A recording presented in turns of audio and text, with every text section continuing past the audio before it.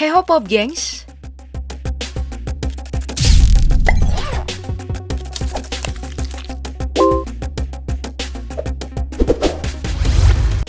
beberapa waktu terakhir Indonesia dihebohkan nih dengan isu hacker yang buat pemerintah menjadi kocar-kacir. Bjorka yang viral membuat orang-orang menjadi dua kubu. Ada yang bilang Bjorka itu pahlawan dan ada juga yang bilang Bjorka adalah penjahat. Dalam dunia para hacker sendiri, hacker itu secara kasar bisa dibagi jadi 3. Ada yang namanya black hat atau hacker yang menggunakan kemampuan peretasan mereka untuk kejahatan. Ada juga yang namanya white hat yang skill meretas mereka digunakan untuk kebaikan seperti melaporkan celah dari situs yang mereka retas. Cepet banget ya. Lalu ada juga grey hat yang menggunakan kemampuannya untuk melakukan keduanya, bergantung lebih cuan yang mana. Nah, dengan kehadiran Bjorka sekarang banyak tuh yang mempertanyakan siapakah yang lebih hebat? Bjorka yang merupakan black hat atau white hat yang ada di Indonesia? Baik, pertama kita mulai dari yang lagi hot belakangan ini. Sosok hacker ini awalnya viral di forum Bridge.to. Lewat forum tersebut nih, Bjorka menjual data pribadi yang diklaim diretasnya. Deretan data yang kemudian pernah dibocorkan Bjorka dan viral di media sosial ada banyak banget.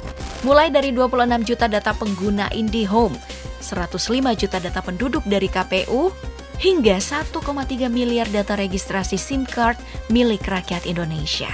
Itu mungkin aja termasuk kamu atau aku. Setelah itu, Bjorka menambah ulahnya dengan membocorkan data pribadi beberapa pejabat seperti Menkominfo, Johnny G. Plate, Mendagri Tito Karnavian, hingga Menteri BUMN Erick Thohir. Bjorka ini muncul dengan tampilan foto profil yang cukup aneh, yakni berasal dari seseorang musisi nyentrik Islandia bernama Björk. Tapi tentu aja Bjorka dan Björk ini gak punya kaitan ya. Nah, respon yang didapatkan atas aksi tersebut ada beragam. Beberapa orang menganggap Bjorka adalah pahlawan yang dengan gagah berani melawan pemerintah. Hal ini seharusnya jadi bahan introspeksi bagi pemerintah. Kok bisa rakyat malah belain hacker dan malah bahagia pemerintah diolok-olok? Apa karena emang sudah super nyebelin banget ya? Bertanya. Nah, dari klaim pemerintah sendiri, katanya si Bjorka ini udah diketahui keberadaannya lewat tim khusus yang dibentuk. Tapi sayang, tim khusus ini malah dicemooh oleh Bjorka. Apalagi setelah melakukan salah tangkap.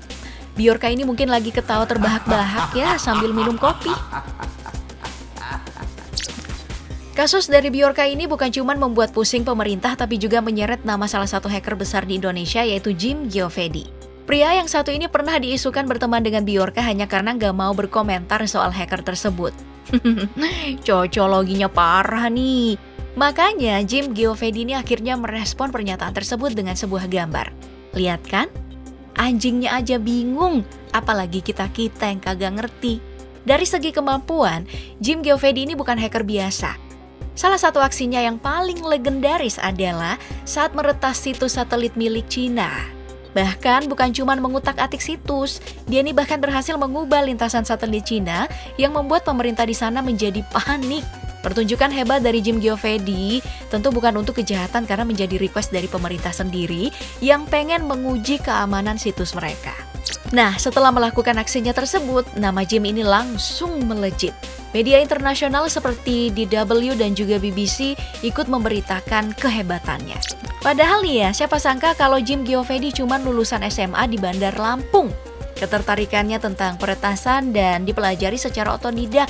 Tanpa pendidikan formal, dia ini udah mendirikan perusahaan keamanan cyber yang bernama Synexis International dengan klien dari luar negeri.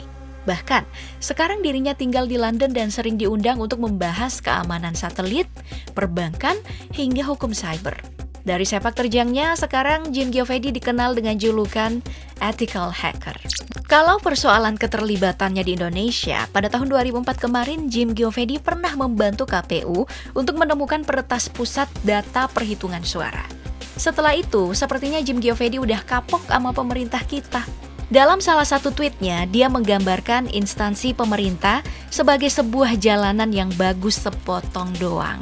Kalau sementara di audit sih kece, tapi sebelum dan setelah audit malah receh. Klaim ini didasari oleh pengalamannya selama 25 tahun. Gimana nih yang kerja buat pemerintah? Apa tweet ini bener adanya? Selain sosok Jim, sosok Putra Aji Adari juga kembali mencuat.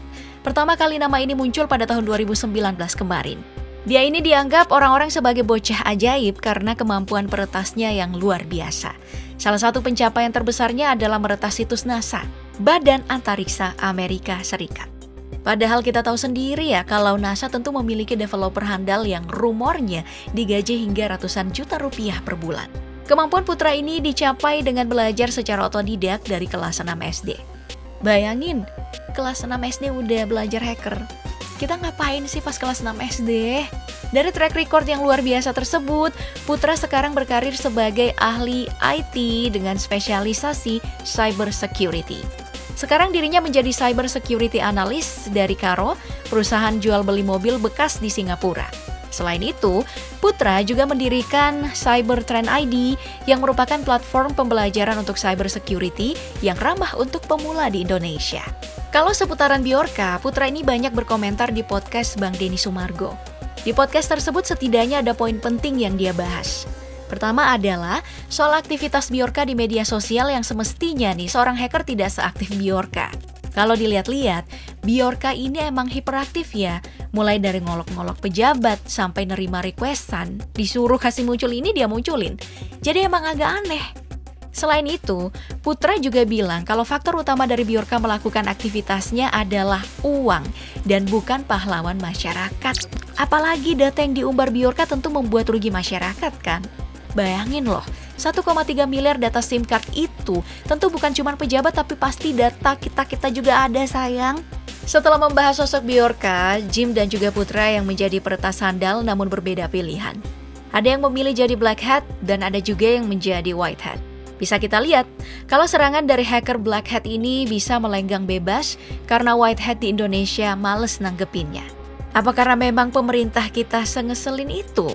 Sampai-sampai para hacker yang seharusnya membantu pemerintah malah diam-diam baik.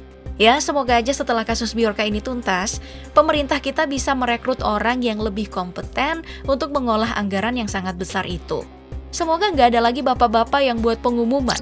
Untuk bapak, ibu, adik, kakak, sepupu, om dan tante hacker sekalian, tolong jangan menyerang, kami juga capek.